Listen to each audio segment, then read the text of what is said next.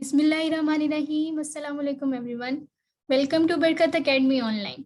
Change the voice future indefinite tense का हमने introduction लिया था और आज उसकी जो एक्सरसाइज थी प्रैक्टिस क्वेश्चन से उनका सोल्यूशन प्रोवाइड करूंगी मैं। सबसे पहले क्विक ओवरव्यू ले लेते हैं कि फ्यूचर इंडेफिनिट टेंस के एक्टिव वॉइस में हेल्पिंग वर्ब कौन सा यूज होता है, दैट इज विल और शेल।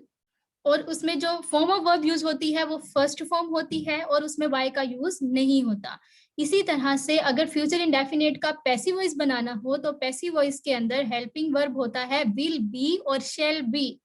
और इसी तरह से अगर उसके फॉर्म ऑफ वर्ब की बात करें तो वो हमेशा की तरह पैसिव वॉइस में थर्ड फॉर्म होती है और उसमें बाय का यूज भी सेंटेंस में होता है।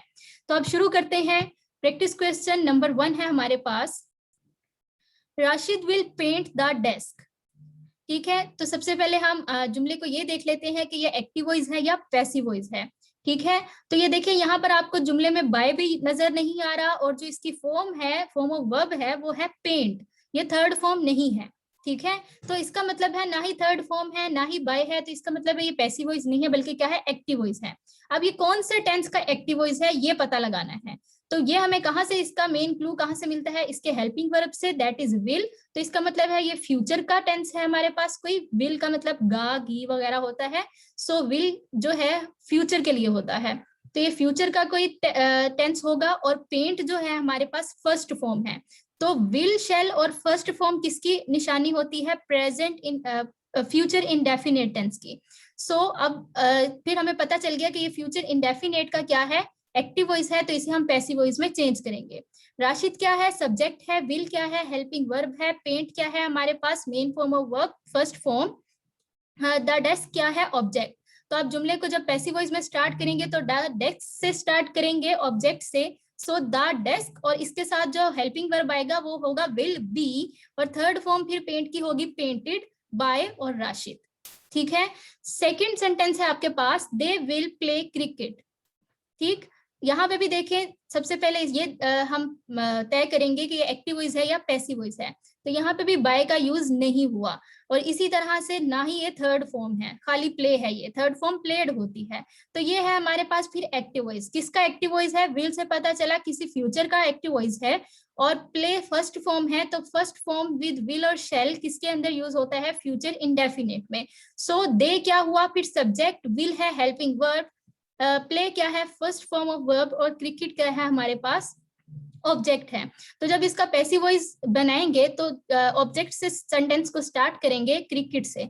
सो क्रिकेट, और क्रिकेट के बाद आएगा हमारे पास helping verb, that is will be, cricket के साथ विल बी, और थर्ड फॉर्म क्या होगी हमारे पास, प्लेड। आगे क्या आएगा, बाय, और दे से क्या बन जाएगा हमारे पास, ऑब्जेक्टिव केस देम।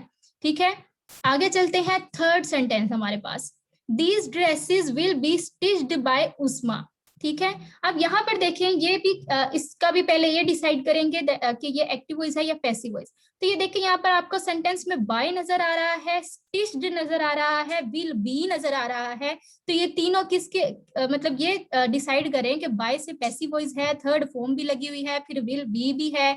तो विल बी हमने एक पैसिव वॉइस का हेल्पिंग वर्ब पढ़ा है, वो किसका है, फ्यूचर इंडेफिनिट का। तो ये किस तय हो गया कि ये फ्यूचर इंडेफिनिट का क्या है, पैसिव वॉइस है। हमने इसका एक्टिव वॉइस बनाना होगा। तो दीज ड्रेसेस फिर क्या है, ऑब्जेक्ट है, क्योंकि पैसिव वॉइस है तो सेंटेंस के स्टार्ट में हमें ऑब्जेक्ट मिलेगा, जिसे हमने फिर यहाँ पे इसका ऑब्जेक्ट बनाना होगा एक्टिव वॉइस में। विल बी क्या है, हेल्पिंग वर्ब है, स्टिच्ड क्या है, थर्ड फॉर्म जो पैसिव वॉइस में यूज होगी, और बाय उस्मा, उस्मा क्या है, सब्जेक्ट है। तो अब सेंटेंस को जब पैसिव वॉइस से एक्टिव वॉइस में लेकर जाएंगे तो उस्मा से हमारा सेंटेंस शुरू होगा। उस्मा, उस्मा के साथ आएगा हमारे पास हेल्पिंग वर्ब विल, और फर्स्ट फॉर्म होगी स्टिच, उस्मा विल स्टिच और दीज ड्रेसेस। ठीक है, सिंपल था। फोर्थ वन पे चलते हैं, I shall not buy this shop. ठीक, अब ये भी देखिए, इसमें भी बाय नहीं है, बी वाई, बाय का यूज नहीं है, और ये बाय जो है ये फर्स्ट फॉर्म है। ठीक है, और इसी तरह से शेल का यूज हुआ है, तो ये फ्यूचर इंडेफिनिट का क्या है, एक्टिव वॉइस है। तो आई क्या है, सब्जेक्ट है, शेल क्या है, हेल्पिंग वर्ब है। आगे नोट्स बता रहे हैं कि ये नेगेटिव सेंटेंस है। बाय क्या है, first form of verb, this shop क्या है, ऑब्जेक्ट है। तो अब इस एक्टिव वॉइस का पैसिव वॉइस बनाएंगे, तो द शॉप, उसके बाद हेल्पिंग वर्ब आना था विल बी, तो नोट कहाँ पर आएगा, पहले के बाद। ये मैंने लास्ट वीडियो में जब बनाया था फ्यूचर इंडेफिनिट का इंट्रोडक्शन पे, तो उसमें ये डिटेल से आपको बताया था। तो क्या आएगा, विल नॉट बी, आगे क्या आएगा, थर्ड फॉर्म बाय की बोट, बाय और आई की बजाय क्या आ जाएगा, मी। ठीक है, आगे चलते हैं। फिफ्थ सेंटेंस है हमारे पास, will you purchase my books. ये देखिए शुरू में आपको क्या मिल रहा है, हेल्पिंग वर्ब, और एंड पे आपको क्या मिल रहा है, क्वेश्चन मार्क। तो ये इंटेरोगेटिव सेंटेंस है। और यहाँ पे देखिए परचेज है, फर्स्ट फॉर्म है, नो यूज ऑफ बाय, तो इसका मतलब है ये भी क्या है, एक्टिव वॉइस सेंटेंस है फ्यूचर इंडेफिनिट का। तो विल क्या हुआ, हेल्पिंग वर्ब, यू क्या है हमारे पास, सब्जेक्ट है, परचेज क्या है, फर्स्ट फॉर्म है, माई बुक्स क्या है यहाँ पर, ऑब्जेक्ट है। तो अब इसका जब पैसिव वॉइस बनाएंगे तो जुमले के शुरू में माई बुक्स तो आएगा, लेकिन उससे पहले चूंकि ये इंटेरोगेटिव है तो इसका हेल्पिंग वर्ब भी आएगा। तो माई बुक्स के साथ क्या लगना है, विल बी लगेगा। तो एक जो दो अगर हेल्पिंग वर्ब इकट्ठे आए तो पहला जो है वो ऑब्जेक्ट से पहले आएगा और दूसरा जो है वो उसके बाद में आएगा। तो क्या आएगा, will my books be, third form आएगी परचेज्ड बाय और यू का जो है वो सब्जेक्टिव और ऑब्जेक्टिव के सेम होता है। ये हमने introduction to passive voice and active voice में डिटेल से डिस्कस किया था। सो ये थी हमारी फ्यूचर इंडेफिनिट टेंस की exercise. So thank you so much for watching. Stay blessed. Allah Hafiz.